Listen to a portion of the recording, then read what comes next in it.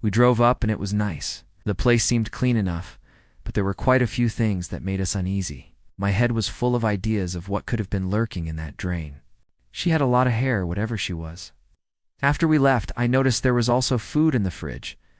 His response was that booking was canceled a week ago. Came in carrying a backpack and sat down on the couch. He never left. Now, I don't mean to be an entitled brat, but I paid good money for that weekend. Maybe he was expecting someone to come over and hook up or something. But the worst part is, I bet he was getting away with it too, and the owner accepted your booking despite the fact that it was double booked. Yeah, this happens more often than you'd expect. It's actually a common scam where hosts will list their properties as available when they aren't, hoping that they'll get lucky and someone will book it. Sometimes they'll ask for payment up front via bank transfer, which is non-refundable, and then they'll just ignore you once they've got your money. You were essentially the second choice, and if the first person didn't cancel last minute, you wouldn't have had a place to stay. And if you like this kind of content, check out my podcast where I publish the exact same episodes. Also hit that subscribe button because I put out new videos every single day. The host knew there was someone else there and either didn't care or actively participated in the fraud. The host knew there was someone else there and either didn't care or actively participated in the fraud. I wanted to relax in a cabin by myself without having to worry about anything. However, I received text messages from people looking for their friend, saying they were coming to check in. I could have easily pretended to be the owner and said, "No, it's not ready yet," and gotten another night free. But it felt wrong. Instead, I replied with the owner's number. I felt bad for the other girl who I assumed was the one whose things were still there. But I didn't want to deal with it anymore. Now I am even more confused. If that other guest had canceled a week ago, then why were their things still there? Why were they still in the photos? Down in the comments, we had this story from No One Really Knows. I think I stayed at this Airbnb. I live in Portland, and I've stayed at a lot of Airbnbs. I do recognize the photo of the couch. I'm pretty sure that is on Pleasant Lake, is that right? It's definitely a super random thing to remember. Also, I've never met an owner who took so long to respond. It's like they were deliberately avoiding you. Hope you got refunded OP. This entire thing is giving me the heebie-jeebies. And why did they not respond to our messages? I couldn't stop thinking about it, so I asked for camera footage. The host didn't respond for a few days. When he finally did, he said he would send it later because he had to ask permission from his other renters. Okay, whatever. Maybe there was someone else there. Not just any kind of food either. Specifically a spoiled carton of milk, a half box of slightly stale cookies, and some leftover Chinese food. It was recent guests. Why would they leave their garbage? My boyfriend and I are neat freaks. We even take our own sheets when we travel because we can't sleep on unknown bed sheets.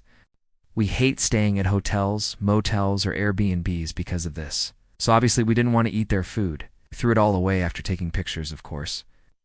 The first thing was every single closet we looked at had a lock on it.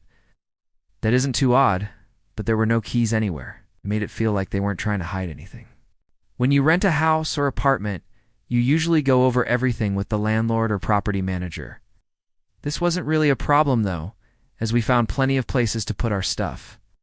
Our next Reddit post is from 2019. I had an Airbnb reservation for a small lake cabin in Oregon with my boyfriend. On the second day, I went into the shower.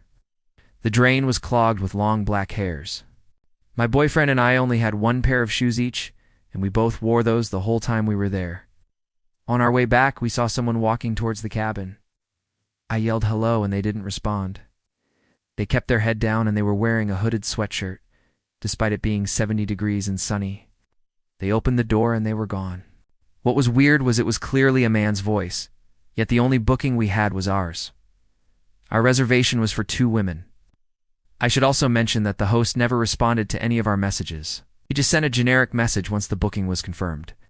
There were also a few other little things that set off alarm bells, but nothing concrete. I couldn't help but wonder if we were the only people staying there. I know it sounds stupid, but hear me out.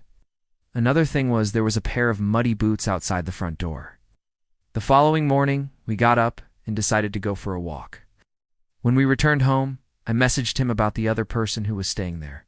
When the footage arrived, it was obvious there was only one person there. A guy I don't know. It was weird, and I haven't been able to get it off my mind. And then we had this story from Raptor Cal. I've heard of people hiding in Airbnbs before, especially if they're trying to meet new friends. And then we had this story from Push Pop Princess. So you were saying this guy rented the same Airbnb as this other woman who canceled last minute? And then we had this story from Old Mate? Well, there was already a guest here. From Redditor Deuce of Spades 84, my friend's ex-husband had an affair with one of his coworkers. They decided to rent a small cabin out in the woods about an hour away from their home. It had one bedroom with a queen-size bed in it, a kitchen, a bathroom, and a living room that had a pull-out couch. The bedroom also had a door to a crawl space beneath the bed. It was a little too low to stand up in, and my friend didn't pay much attention to it. So they could spend some alone time together while he told her all about how much he loved her and how he never loved her. My friend thought maybe it was the furnace kicking on. But it was a bit odd because it only lasted for a few seconds and then stopped. Then they heard a thump followed by what sounded like dragging metal moans. Whatever it was, it sounded like it was directly above their bed. We found a weird hole in the wall, and sure enough there was a camera in there aimed at the couch. Turned out the previous owner had been using it as a sort of sex den, and had a bunch of cameras set up around the place to spy on people having kinky sex.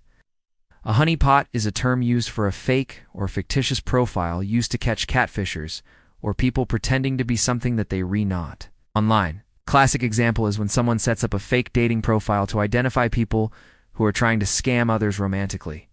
Depending on the laws of the state, recording a conversation without the consent of all parties involved is illegal in some states.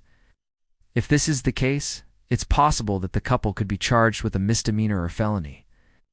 Of course, if the conversation contained evidence of a crime, such as threats of violence or discussion of illegal activities, then the authorities may be able to justify the use of the recording as evidence. He tries to contact the host, but he doesn't get a response. There's also a shed out back with a wooden door that's nailed shut from the inside. In the upstairs bedroom, there's a lock on the other side of the door, and it's made out of solid steel. It's definitely meant to keep someone inside the room and not come out. Downstairs, he finds a gun safe that's bolted to the floor and chained up. About 20 minutes after they settled in, we got a call to go up to the room. Got a call from the front desk saying the parents called and asked us to come up and evict the kids. I explained to her that I couldn't do that, and she insisted that I throw the kids out. She closed the door and started screaming obscenities at me. Apparently the kids were too loud and the parents wanted them gone. As the cops walked past the room, she opened the door and yelled, "Get your filthy hands off my children." They brought her down to the lobby and she continued to scream the entire way. Whoever was renting the place before him must have left in a hurry because there's food on the counter and a half-eaten sandwich in the fridge. Finally, she calmed down enough for us to ask her what her kids did. They won't stop playing video games and drinking mini fridges. The cop looked at me and then back at her and said, "Ma'am, they're 17 and 19. She looked at me with a horrified expression and said, "Oh, they're old enough to drink." Shrugged my shoulders and said, "Yeah." She was wearing one of those long white robes you get at the hotel. And when she opened the door, she had a big smile on her face and she said, "Oh, you must be here to take my children away." I was confused, so I just asked her what was going on. She proceeded to throw herself on the ground in the lobby, crying and yelling, "I'm going to lose my bonus." The manager came down and after hearing her out, just told her to pack her things and leave. As he's checking out the rest of the property, he finds a second Airbnb that appears to be abandoned. There's trash everywhere and a mattress in the corner. And when he looks outside, he sees a pair of creepy dolls hanging from the tree right outside his window. But the term has expanded to include any fake persona designed to collect information. For example, someone might pose as a journalist to get a source to talk about sensitive information, which can then be used for blackmail. In a video from Mr. Nightmare, a guy rents this Airbnb out in the woods, and while he's staying there, he hears some banging and clattering around in the walls. Thinking nothing of it, he goes to sleep. In the middle of the night, he hears chains dragging metal moans. Now he's worried. Honeypots can also be used as traps, such as when law enforcement creates a fake social media account to identify people involved in illegal activity. Needless to say, after that story came out, everyone in town was trying to get their hands on those tapes. The goal wasn't necessarily to capture explicit images, but rather to record any conversations that might take place in the room. This could have been done for a variety of reasons, such as to blackmail the couple or to simply satisfy the voyeur's own sexual desires. It's also possible that the camera was set up accidentally and that whoever did it had no malicious intent. However, Given that the camera was hidden in a spot that would allow the person in the crawl space to see everything, it seems likely that it was placed there intentionally. My friend went along with it and rented the place. Neither of them wanted to bring up the elephant in the room. Her husband was clearly uncomfortable with this situation, but he didn't want to ruin the vacation. My friend didn't want to admit that her plan had failed, so they just ended up making love in the dark with the sounds of whatever was in the attic above them slowly being drowned out. The cabin was very small and rustic, but pretty secluded. On the first night they spent there, they heard some strange humming coming from the vents in the ceiling. The guy at the office said that they would look into it, but he doubted anything was actually in the vents. He offered her a full refund and a free weekend stay at any of their properties to make it up to her. My friend took the refund and went home. My friend and her husband just kind of sat there staring at each other awkwardly. In the morning after, of course not sleeping at all, my friend and her husband went to look around. The cabin itself looked normal, but they found a GoPro camera hidden in the vent in the ceiling, aimed right at the bed. They immediately left without even unpacking. My friend went straight to the rental agency to tell them about the situation and demand a refund. She started planning her next vacation. Down in the comments, reader Noam Chomsky had a great follow-up story. It reminds me of when I was in high school and we were hanging out in this abandoned house that was slated for demolition. Then another story came in from someone who knew a little too much about this kind of thing. This sounds like a classic honeypot setup where the goal is to lure victims in with a false sense of security and privacy. As far as OP's story goes, it seems likely that whoever set up the camera intended to use it as a trap. Finally, if the couple had been recording their conversation without the other person's knowledge, they may have been committing a crime. Now back to our regularly scheduled creepiness. We got to hear a lot of stories about creepy Airbnbs over the years, but this one takes the cake. When he gets up in the morning, he checks the locks on the doors and windows just to make sure they're secure. One of the window locks is broken. He starts exploring the property and finds a creepy underground cellar with a rusty metal door. But this is where things get really disturbing. On the microwave is a handwritten note that says, "Call the cops." And speaking of cops, I got a story here from Redditor Big Tuna 23. I was working security at a hotel when we had a family check-in, the parents and 2 kids. So I knocked on the door and this lady opened it up. They've been bad boys and I told them if they don't stop, I'll have security take them away, she said. At this point, I called the cops. When they arrived, she continued to scream at me, but now she was also screaming at them. Down there, we started talking, and she was still insisting that they take her kids away. The cops talked to her about getting kicked out of the hotel, and then they left. That's today's creepiness. This story was written by a user named Throwaway4320, and it got 29,000 upvotes. So let's jump into it.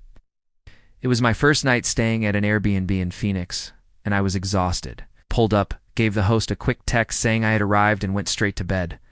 There was a door there which led to the apartment next door. I told them that I thought I was being stalked, and that I had received threatening texts from someone who was supposed to be at their home, but wasn't there when I arrived. I showed them the same messages that I had shown my partner, and they all seemed normal to the officer. He responded, "No." He rubbed his temples and said, "Look, ma'am, I know this is probably stressful for you, but you need to calm down and make sense. What do you think this woman's stalking you?" I told him that I didn't think that she was stalking me. If you like this creepypasta, I suggest checking out my video on Stolen Face. It's about a guy who finds a girl in his apartment and she says that he stole her face. I think you'll like it. If you like the stories that I read, be sure to check out my podcast. New episodes come out every Wednesday, and I would love if you checked it out. Also, be sure to vote in the poll for the next story I should read. Thank you, bye. I thought that someone had hacked her account and was trying to scare me away from the Airbnb. Then he asked me what made me think that. I told him about the message saying that she didn't tell anyone about my sister. That was it. That's what made me think that she was hacked, because my sister died by suicide 2 years ago, and I've been pretty open about it on Facebook. I cried, explaining it all to the police officer. He kept repeating, "Ma'am, these messages don't seem threatening." About 10 minutes later, he came back and apologized. Turns out that there was a second apartment where the host lived, and that S where the footprints came from. Apparently they had gotten quite a few calls about this Airbnb in the past week, most of them being girls claiming that they were getting creepy texts from a woman that they never met. The host apparently denied it every time, but they eventually got so many complaints that they did a welfare check and found that the host had taken her own life. Explained that I didn't think that they were threatening either. I was stunned. Why would the host have those printouts? Why would she send me those messages? Was she trying to warn me? I will never know. I still stay in Airbnbs all the time. The creepiest part about this whole situation is that I was actually talking to the host, but I never knew it. That's why I thought it was odd that she had texted me at 2 a.m. knowing that I was asleep. And he said, well, maybe she just forgot that you were there. I told him that she knew I was there because she asked me when I arrived, but he just sighed and wrote something on his notepad. They sent out a couple of units to search the area. They also asked if I knew what the person looked like, to which I replied, no, I've only ever talked to them over text. They said that they would do a welfare check at the property. One of the officers asked if I wanted to stay in the car until backup arrived, or if I wanted to wait for my call back in the lobby. I chose the lobby, but after a while, the officer came back and said that the place was empty. He asked me to come back to the station to take a statement. Confused, I went out to the balcony and knocked on the neighbor's door. They opened it, and I asked if they knew the host. She said, oh, yeah. Is something wrong?